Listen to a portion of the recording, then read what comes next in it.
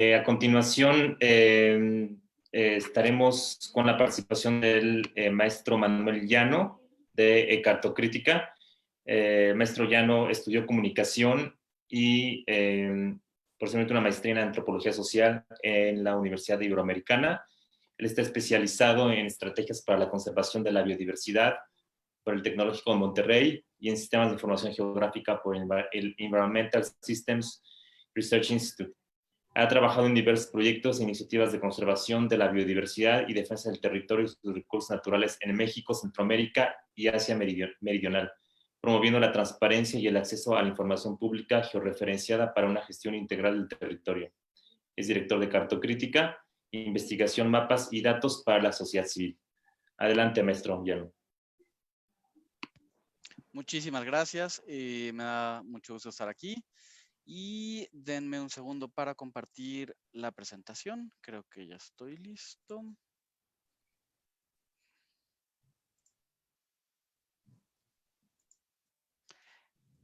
Listo, entiendo que ya están viendo la presentación en pantalla completa, ¿correcto? Me sigo. Y bueno, pues muchísimas gracias. Soy Manuel Llano de Cartocrítica. Me invitan para presentarles algo sobre las concesiones de agua otorgadas a la minería. En este sentido, pues voy a hablar tanto de las concesiones de agua como de cómo están aplicando a la minería, pero no puedo pasar por alto de la relevancia del tema, ¿no? Cuando estamos hablando de agua y minería, estamos hablando de esto, ¿no? Cualquier otra razón que digan que se le llama minería sustentable, como si se pudiera sacar, como si los minerales se regeneraran o alguna cuestión así ficticia. Y la realidad del agua y la minería es esta. Tenemos derrames muy, muy serios. Aquí la foto decía 5 años de impunidad, pero vamos por el 6º año y en ese sentido me atrevo a pedirles que dediquemos 1 minuto y medio para ver rápidamente este video de 6 años de demanda de las comunidades del río Sonora y Bacanuchi y tras el derrame de la presa de Jales de Grupo México. 6 acciones urgentes para el río Sonora. 1. Garantizar agua limpia y suficiente para los pueblos del río. 2. Asegurar nuestro derecho a la salud. Queremos estudios, monitoreos y servicios de salud para todos los habitantes del río Sonora. 3. Reactivar la economía desde abajo con nuestra participación, dando prioridad al campo. 4. Dejar de privilegiar a las mineras sobre las comunidades y que las autoridades hagan su trabajo y no dejen en manos de las empresas la solución a los problemas públicos como lo son la salud y el acceso al agua. 5. Participar para decidir el rumbo del Fideicomiso Río Sonora hasta quedar satisfechas con la remediación de la cuenca. 6. Cancelar la presa de Jales de Grupo México.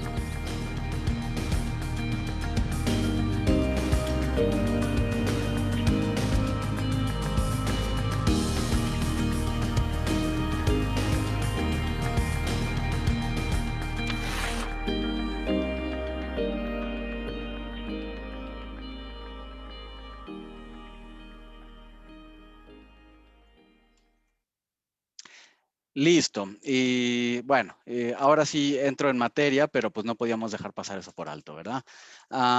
Cartocrítica somos una organización que creemos en que necesitamos información desagregada, información social, ambiental, desagregada, georreferenciada, para realmente poder hacer una gestión integral del territorio. Una secretaría tiene que saber lo que hace la otra secretaría y como sociedad debemos poder exigir cuentas, pero conociendo qué está ocurriendo en el territorio. Y cuando hablamos de información geográfica, ojo, no estamos solo hablando de aquellas cosas que un satélite, por ejemplo, puede captar, puede recoger cientos de constelaciones de satélites artificiales que están recogiendo todos los días, a todas horas, información sobre la superficie terrestre. Y podemos saber de volada, bueno, dónde está un barco, cómo están los bosques, dónde hay un incendio, etcétera, etcétera, ¿no? Sin embargo, cuando hablamos de información geográfica, no solo nos referimos a eso, sino hablamos también, desde nuestra perspectiva, de la cartografía jurídica o administrativa.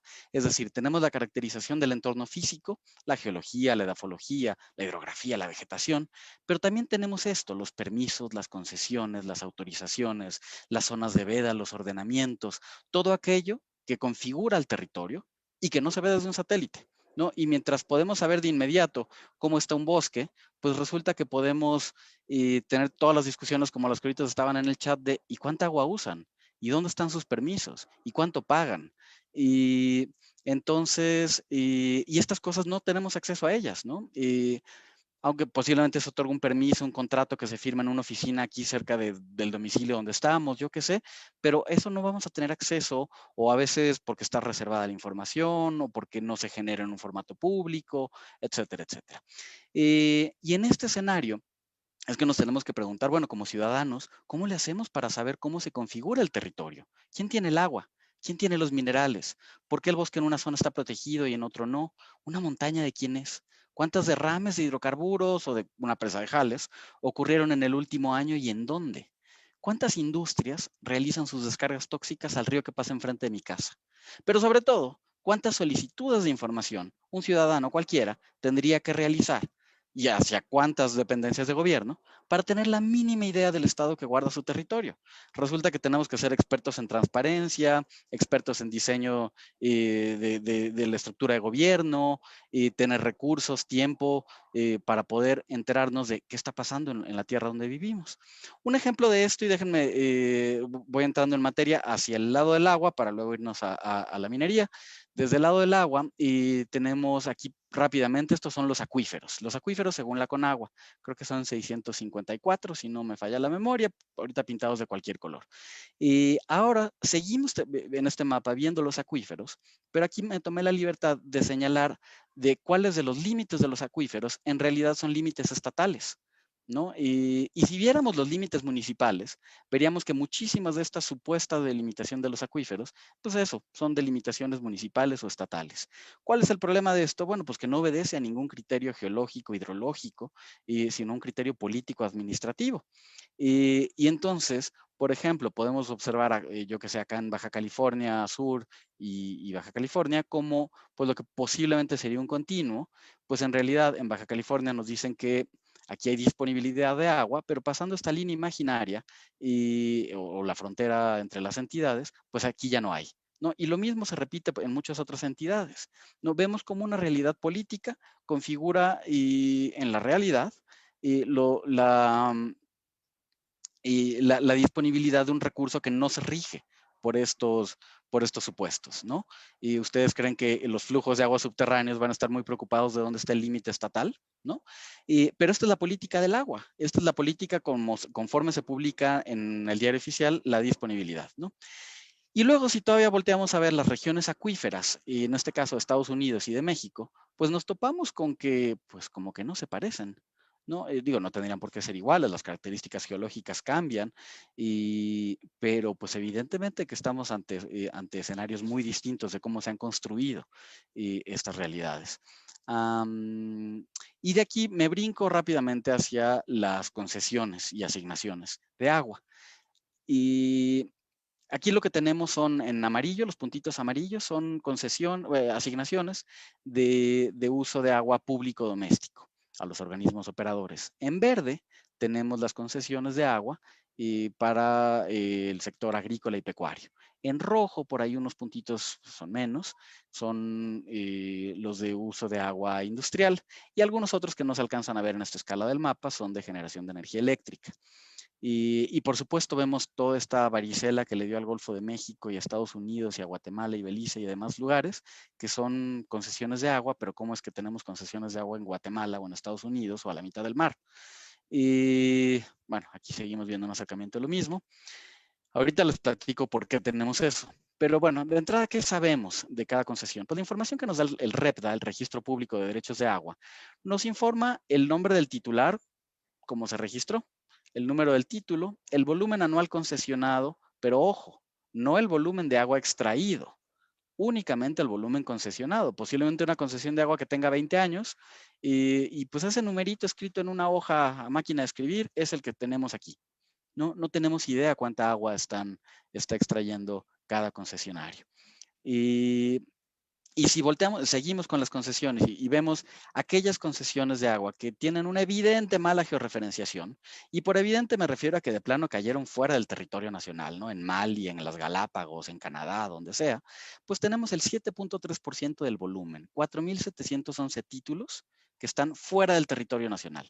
Y eso sin contar que puede haber otras concesiones, por ejemplo, de, yo que sé, una de Chiapas, que está el puntito puesto en Sonora, y pues bueno, no lo estamos considerando en este ejemplo, no solo de todo esto que está mal georreferenciado. Pero son títulos de concesión, ¿no? De la Conagua. Entonces, hay toda una bronca legal de cómo poder actualizar y corregir esto, pero esta es la calidad de los datos con la que contamos. Y pues, por seguir con esta caracterización, pues bueno, evidentemente también el registro está desactualizado y como ya lo dijeron todos los otros ponentes, pues hay mercados grises, mercados de agua que se transfieren agua, derechos, etcétera, y que todo eso vuelve obsoleto el registro. Y un ejemplo del registro obsoleto, me voy a ir por acá. Si bien esto no es el caso de la minería, pero nos va a ejemplificar de qué tan grave puede llegar a ser esto. Esto es exactamente la misma zona en 2005 y en 2015. Los puntitos azules que tenemos aquí son pozos de aprovechamiento de agua y de uso agrícola. Y por ser uso agrícola, en este caso, tienen subsidiada la tarifa de agua, subsidiada la tarifa eléctrica. Y en la imagen de la derecha tenemos ahora una zona, digamos que ocupada por los vivienderos, como les llaman, donde 10 años después, estos permisos, estas concesiones de agua siguen presentes, siguen siendo de un supuesto uso agrícola y pues ni el titular de derechos lo ha actualizado, ni la autoridad ha sido capaz de verificarlo, ¿no? Y en este supuesto, no crean que ese ejemplo es difícil de encontrar o ejemplos del registro obsoleto, los hay por todos lados, ¿no? Pero este ejemplo del uso agrícola o pecuario en zonas urbanas, pues resulta que 3 de cada 10 litros en zonas urbanas son de supuesto uso agrícola. O si lo vemos al revés, del agua con supuestos fines agrícolas, el 6% es ocupado en zonas urbanas. ¿Por qué? O sea, ¿de qué nos está hablando? Pues de la magnitud del problema, ¿no? Del 500,000 de títulos de aprovechamiento de agua, el 97% no tienen medidor. Y el 93% nunca han sido verificados. Esto no lo digo yo, esto sale de los propios datos de la Conagua. Y Conagua dice, y tiene razón, pero es más preocupante que tenga razón, dice, bueno, espérame, porque este 3% que sí tiene medidor, en realidad tienen el 60% del agua. Entonces, pues bueno, mucha del agua sí la tengo medida. Insisto, no es preocupante que Conagua tenga razón en eso, pero ahí hay un juego un poco perverso. Si cuando te dicen, bueno, es que el 3% de los usuarios sí lo tengo registrado, entonces más o menos sí sé qué pasa en el país. Y bueno, si tienes la mala fortuna de que en tu cuenca o acuífero está uno de estos grandes usuarios que acapara todo el agua de la región, pues podrás saber cuánta agua están realmente consumiendo. Sin embargo, si en la región donde estás, de manera natural no hay tanta agua, pero sí hay un acaparador, digamos, no hay tanta agua y el acaparador local pues no alcanza el rating, el ranking para aparecer en este 3%, que sí tiene medidor, pero si es un acaparador, pues bueno, ¿a ti qué te importa que el resto del país pueda o no tener medidor si en tu región no lo hay, ¿no? Y bueno, el REP es de difícil acceso, y si bien se ha avanzado un poquito, a veces sí, a veces no, en la consulta de datos abiertos, la versión que se tiene en el portal de datos, y cuando está disponible, está incompleta y normalmente pues está rezagada un año o más, y sobre todo, insisto, está incompleta y no tiene todos los campos de información que debe tener. Y una cosa más, el REP de este registro solo nos habla de los metadatos, no tenemos acceso a los documentos, a los títulos de concesión, a los títulos de descarga y a todas las justificaciones que ahí se plasman. No tenemos acceso a eso, ¿no? Y hoy por hoy. ¿Por qué es importante la información georreferenciada, desagregada? Porque solo con datos podemos comprender qué está pasando en el país. Aquí tenemos rápido una visualización del uso agrícola y pecuario del agua a partir de los datos que más o menos sí son buenos. ¿No? O sea, limpiando el REPDA, pues podemos encontrar esto. Y la industria, el uso industrial del agua, y pues desde luego el mapa ahora se configura diferente. Y el uso público y doméstico, que en este caso pues es casi que un mapa de la población, ¿no? Pero esta información, el poder conocer por sectores, o sea, este uso industrial, de poco nos sirve si no lo podemos desagregar. Y ese es un otro problema que tenemos, que es que la Conagua actualmente y pues solo utiliza 10 categorías para clasificar los usos del agua. Desde luego esto es insuficiente. INEGI, la Secretaría de Economía y demás se ocupa el Sistema de Clasificación Industrial de América del Norte, el CIAN, que tiene ahí más de 3.500 indicadores de sectores económicos, de cómo se podría clasificar a la industria, ¿no? Siguiendo con las concesiones de agua y con este dato desagregado, les cuento de este portal, de este fallido portal. En la Alianza por el Gobierno Abierto, en el plan de acción anterior, y la CONAGUA se comprometió a generar esto. Bueno, de ese 3% que sí tiene medidor de las concesiones, pues dime dónde están, cuáles son y cuánto consumen diariamente. Llegaron a este portal donde nos reportaban de 1.169 concesiones. Era los datos que había. Y nos presentaban información día por día. Estos son los años, estos son los meses y cada cajita es un día. Y lo subían como a mes vencido, subían el dato. A mes vencido, subían el dato. Pero de repente, pues en marzo, cuando se quemó la CONAGUA, bueno, coincide temporalmente, pues a partir de aquí dejaron de subir información. No volvemos a tener información desagregada, individual, sobre quién está usando qué cantidad de agua. Y recordando que esto era solo una, digamos, una muestra, ¿no? Del gran volumen. Hasta ahí la parte de agua, me brinco a la parte minera. Esto ya lo vimos con mucho mejor explicación de lo que yo les puedo dar, ¿no? Pero de cómo esto, pues los minerales son de dominio o de la nación, pero tienen preferencia sobre cualquier otro uso o aprovechamiento del territorio. ¿Qué significa esto si lo pensamos en un mapa, en el mapa de México? Pues si uno ve el mapa de México y se pone los lentes de la ley minera, en México no hay bosques, no hay ecosistemas, no hay cuerpos de agua, no hay gente. Existen concesiones mineras, asignaciones, reservas mineras. Todo lo que no sea, todo el terreno de México, que no sea una concesión, una asignación o una reserva, es terreno libre. Esos son los lentes de la ley minera, ¿no? Y esta ley minera, desde luego que confiere un derecho preferente a las mineras sobre el agua. Y más allá de si la pagan o no, y nos encantaría que nos digan dónde están estos recibos de pago y quién la mide, ¿no? Sería buenísimo. Pero más allá de eso, claro que hay un trato preferente. De entrada, artículo 19 de la ley minera dice, entre los derechos, entre los muchos derechos que les confieren, y la fracción 5 nos dice que tienen esto, derecho a aprovechar las aguas provenientes del laboreo de las minas. Y además, obtener, adicional a la fracción 5, obtener preferentemente concesión sobre las aguas de las minas para cualquier uso diferente de los señalados en la fracción anterior, ¿no? Ojo, y claro que hay un trato preferencial.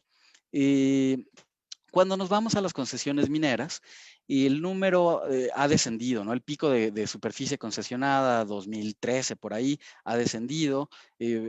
Aquí hablaba yo de 22 millones de hectáreas, hoy es un poco menos, actualizando los datos que nos presentaba Rodrigo. Pero hay que ser cuidadosos con esto, ¿no? Y con los datos de las concesiones, porque si bien la superficie concesionada se ha reducido, esto es porque primero una práctica común es pues, solicitar una concesión de un gran terreno. Y recordando que la minería pues tiene predilección por las zonas montañosas, donde es pues un poco más fácil tener acceso al mineral que está ahí puesto, ¿no? Entonces primero se solicita una gran concesión y luego se van solicitando reducciones. Entonces sí, la superficie concesionada se reduce, pero esto no tiene nada que ver con los proyectos mineros. Los proyectos mineros crecen, ¿no? O sea, sí ha disminuido la superficie concesionada, pero no así el número de proyectos mineros. Cada vez tenemos más proyectos mineros. Bueno, como ya se mencionó, ¿no? La minería es una de las actividades industriales que causan mayor impacto sobre el medio natural. Agua, suelo, aire, todo es afectado durante el beneficio, transformación, etcétera, etcétera, etcétera.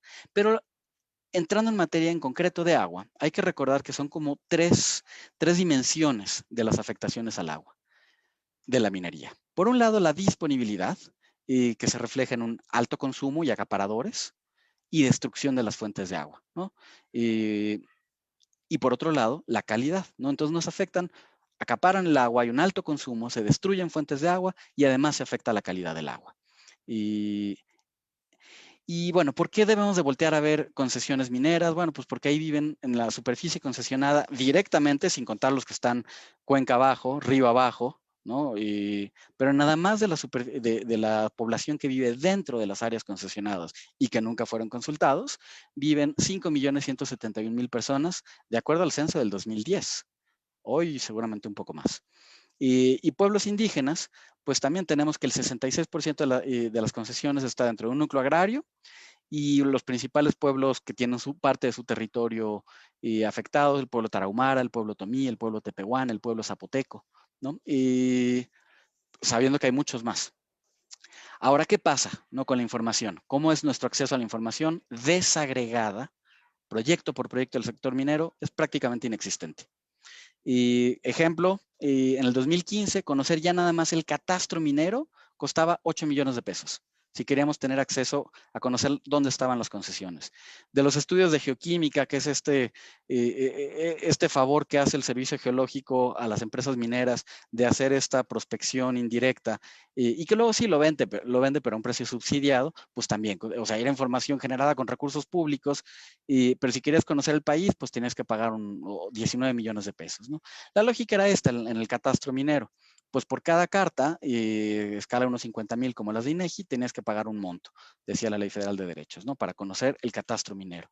El problema es que no era una carta o dos cartas, eran 2.313 cartas, todo el territorio nacional, pues tenías que pagar casi 8 millones de pesos. Logramos también en la Alianza por el Gobierno Abierto, y hace 2 planes de acción, que se abriera finalmente esta información, misma que se puso de manera intermitente en el portal de datos.gov.mx, la información de las concesiones mineras. Hoy por hoy, el gobierno anterior lo ponía a veces sí, a veces no. El gobierno actual simplemente lo eliminó. No hay acceso. Y por aquí estaba el director general Jabalera, y sería buenísimo que alguien de su oficina también nos dijera si lo van a subir en algún momento. Todo este año lo eliminaron desde el principio de año y ya no hay información del catastro minero. Y hay un incumplimiento con la Alianza por el Gobierno Abierto y hay una grave omisión, un retroceso. Recordemos que la transparencia es progresiva, aquí vamos para atrás. Y lo que nos podrán decir de la Dirección General de Minería es que, bueno, que pusieron el Cartominmex, y no es descargable esta información. Entonces, si bien tenemos dibujitos de las concesiones, no tenemos archivos descargables. Y fue curioso, yo no sé si coincidió o no, pero ante este dicho del presidente actual, que decía que no se habían otorgado concesiones en todo su sexenio, aquí en esta tabla de información de la Secretaría de Economía, venía la fecha de expedición. Y el archivo lo sigue teniendo, pero después de que el presidente dijo eso y salieron varios periodicazos diciendo, oigan, pues si uno viene aquí y revisa la fecha de expedición, resulta que hay 109 concesiones otorgadas en este sexenio, que posiblemente eran reducciones y divisiones, pero había 4 que no tenían un título anterior, 4 o 6, no recuerdo. Entonces ahí sí se podía suponer que había concesiones nuevas. Bueno, a partir de esa fecha, al menos en coincidencia temporal, desapareció de aquí la columna de fecha de expedición, ¿no? Sería buenísimo que alguien nos pueda decir qué pasó y cuándo lo van a reponer. Y bueno, ese es más o menos el dato, cómo está la situación de acceso a la información. Quiero meterme ahora a cruzar minería y agua, ¿no? Pues resulta que no sabemos ni siquiera cuántos minerales extrae una empresa por proyecto minero. Mucho menos sabemos de cada proyecto minero cuántas regalías se pagaron. Ojo que estos datos, claro que son públicos, ¿no? Y en la Unión Europea, en Estados Unidos, las mismas empresas que están operando aquí en México, para cotizar en la bolsa, claro que tienen que hacer públicos estos pagos, devoluciones por proyecto minero. Aquí en México dicen que no lo pueden hacer, que no lo van a dar, aunque en otras regiones, pues sí tienen que hacerlo, ¿no? Y entonces resulta, caray, eso lo tiene por acá, resulta que, pues si bien no conocemos ni cuántos minerales extraen por proyecto minero, pues ni siquiera sabemos cuánta agua se ocupa en cada proyecto minero. Y entonces, por ejemplo, la Secretaría de Economía tiene, bueno, esta imagen es del sexenio anterior, pero tiene los panoramas mineros donde la palabra agua ni siquiera aparece. En EITI, un estándar de transparencia sobre industrias extractivas, y las mineras están en franca oposición a que, no obstante, incumpliendo el estándar. El estándar dice clarísimo, la desagregación de la información es por proyecto. Aquí en México dicen, no se puede, es carísimo. Ese fue el argumento que el otro día nos daban. Sería carísimo. Imaginen ustedes una empresa que tiene los recursos para volar un cerro en 1000 pedazos, pero es incapaz de poner en una hojita cuánto mineral sacó de ahí, porque eso sí sería carísimo. Eso dicen. Y bueno, pues esto, no sabemos ni cuántos minerales extraen, pues mucho menos sabemos cuánta agua ocupan. Así que sale la pregunta, pues, ¿cómo le hacemos para saberlo? La única manera que se nos ocurría a nosotros era asomarnos al REPDA, al Registro Público de Derechos de Agua. El problema es, como ya decíamos, es que el REPDA no le puedes decir, fíltrame las mineras, inclúyeme, por favor, todas aquellas mineras que compren su agua en un mercado gris, y por favor, agrégale aquí mágicamente el agua que obtienen para el laboreo de las minas y que no pasa por las concesiones. Esa opción no está. Entonces, lo único que podemos hacer en el REPDA es pues buscar a las mineras. El problema de esto es que nosotros tenemos que conocer todas las razones sociales que componen al sector minero. No podríamos decir aquí, yo qué sé, unas 10 mineras, 20 nombres de mineras, pero si queremos buscar en el REPDA, eso, necesitamos tener un catálogo inmenso de todas las razones sociales para ver cuáles coinciden y podemos decir, ah, mira, esto es de una minera. Nosotros hicimos ese ejercicio y encontramos, bueno, primero compilamos 2.849 razones sociales distintas de empresas mineras, hasta el holding, las subsidiarias, ¿no? Que hay que luego tratar de armar ese rompecabezas. Y haciendo esta búsqueda, con estas características, encontramos 417 empresas mineras dentro del REPDA que logramos a su vez agrupar en 230 grupos empresariales. Detectamos 1.036 títulos de aprovechamiento de agua a empresas mineras y esto era por un total de 436 millones de metros cúbicos anuales concesionados a empresas mineras. Esto es el equivalente al volumen necesario para satisfacer el derecho humano al agua por un año de 3.229.000 personas. Hicimos algunas grafiquitas, algunas cositas muy divertidas que pueden encontrar dentro de nuestro sitio web. Pero bueno, el dato real es este, ¿no? O sea, ¿dónde está el agua de las mineras? ¿Cuánta consumen? Y ojo, aquí estamos hablando exclusivamente de aquellas aguas para las que tienen un título de concesión de agua con el nombre de la razón social de la minera. No están aquí, repito, aquellas aguas que compren de un tercero o cuya razón social pues no logramos detectar, o aquellas aguas que lograron utilizar dentro de la mina y que no pasaron por la concesión. Como les decía, bueno, se localizaron 417 razones sociales. En primer lugar encontramos a Grupo México, bueno, agrupando Buenavista del Cobre, Compañía Industrial Minera México, etcétera, etcétera, Cananea, Mexicana de Cobre, con qué volumen extraído y en metros cúbicos anuales, en cuántos títulos, Grupo México, Goldcorp, ArcelorMittal, Primero, etcétera, etcétera. Y pudimos verlo también por entidad, ¿no? Bueno, vamos a ver cuánta agua se está ocupando en cada región. Y desde luego, pues al igual que la actividad minera, el uso del agua no es igual en todas las regiones. Y la mitad del agua destinada a la minería en el país se extrae en tan solo 3 estados. Sonora, 107 millones de metros cúbicos, Zacatecas, casi 56 millones de metros cúbicos anuales, y Michoacán con 44 millones de metros cúbicos anuales. Y tan solo 3 empresas mineras son las que más agua consumen, 184 millones de metros cúbicos anuales, y entre Grupo México, Goldcorp y ArcelorMittal. Y bueno, podemos aquí ya empezar a hacer ejercicios de visualización, entender, bueno, por cuenca, ¿no? Cuánta agua se consume en cada cuenca destinada a la minería. Pero este es el tipo de información que necesitamos para poder hacer cualquier análisis. Vaya, hoy por hoy ni siquiera sabemos cuánta agua consume la minería. ¿Cómo podemos saber cuánta agua contamina? ¿Cuánta agua ocupa en cada proceso? Ni siquiera tenemos un dato general administrativo, ¿no? Entonces, bueno, pues hasta ahí lo que tengo preparado para el día de hoy. Muchísimas gracias.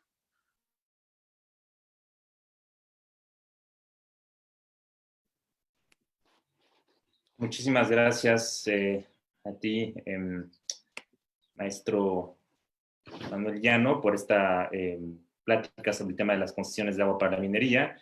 Y bueno,